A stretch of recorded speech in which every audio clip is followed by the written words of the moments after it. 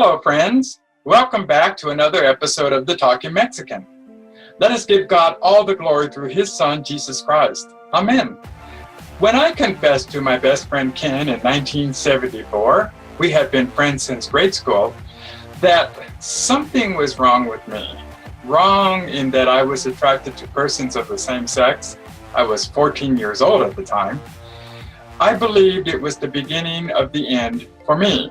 I believed because I had become everything that went against my beliefs, spiritually, culturally, and in accordance with the teachings of the Roman Catholic Church, at least what little I understood back then, that I was no longer in God's grace. From that point on in 1974, began the greatest struggle I would come to know mentally, emotionally, physically, and spiritually. Although I never stopped loving Jesus with all my being and continued to exercise my faith through the church, that love was not enough to prevent my heart, mind, and soul from plunging into the darkness of my pain. The admonition that perhaps I was one of them, a homosexual. Because I had been molested, I believe sometime between the mid-60s through 1974, I viewed myself as unclean. I believe I had dishonored both God and my parents. And because of that shame, I believed I was no longer privileged to share in God's love and no longer believed I was His son or the son of my parents. Thus began a 30-year war I had with myself, all because I acknowledged to my best friend that something was wrong with me because I felt attracted to the same sex, something I never wanted for myself and was constantly apologizing for, praying, begging that it would be removed from me. That dark journey began in 1974. In 2005, while on a trip to Baltimore, Maryland, hence the title of my first book, Baltimore Monday, A Celebration of Life Beyond Sexual Abuse, something happened that would change my life forever. Let's just say I discovered something about Jesus I had no longer believed to that point. He still loved me, and He was still waiting for me to complete the work He had called me into in the garage of a rented house sometime between 1991 and 1993. What was that work? To do exactly as I am doing today, teaching and speaking on His behalf.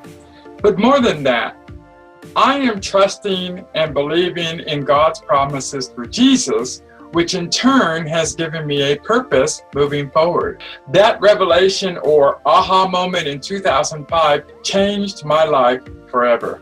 Because Jesus clearly showed me the way and blessed my path moving forward, we have accomplished some wonderful life journey first and knocked the darkness and all that came with it on its backside. Since 2005, Jesus has caused the following to happen. I enrolled in college earning an undergrad degree in human services specializing in human services management and a master's degree in education specializing in adult education and training, something I never thought would ever happen for me.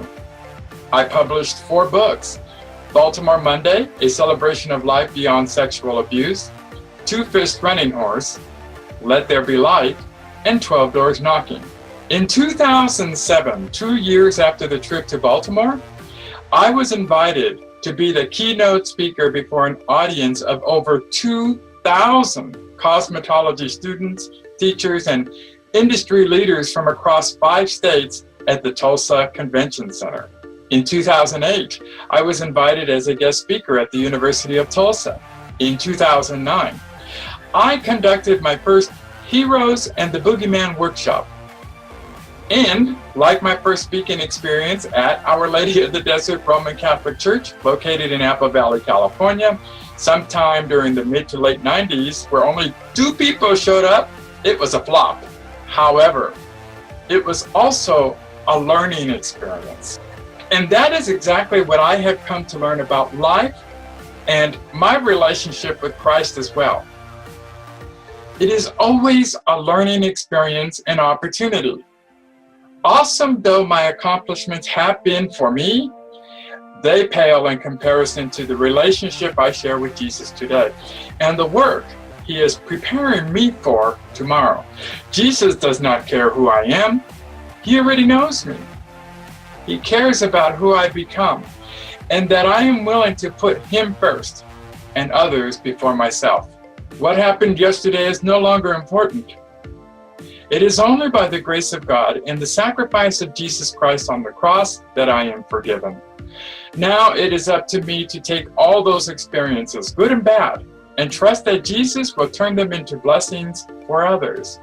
I share my journey with people because I want them to focus not on what I experienced, but at how much I love and trust Jesus with all my heart and soul, with every fiber of my being. I am no longer apologizing for who I am. I reserve judgment to my Father above. Rather, I am focused on spreading the love of Christ through the written and spoken word, His word, as nothing more than His servant. I am no longer a victim. I am a champion for Christ, redeemed through and by His sacrifice upon the cross. I am moving forward into a wonderful tomorrow, and I pray that you will as well. That's it for today's Talk in Mexican. As always, give God all the glory, share a smile, and you know what? A hug! Pray for peace. Pray for our leaders, pray for our country, pray for the world. And God willing, I will talk to you again soon. Adios.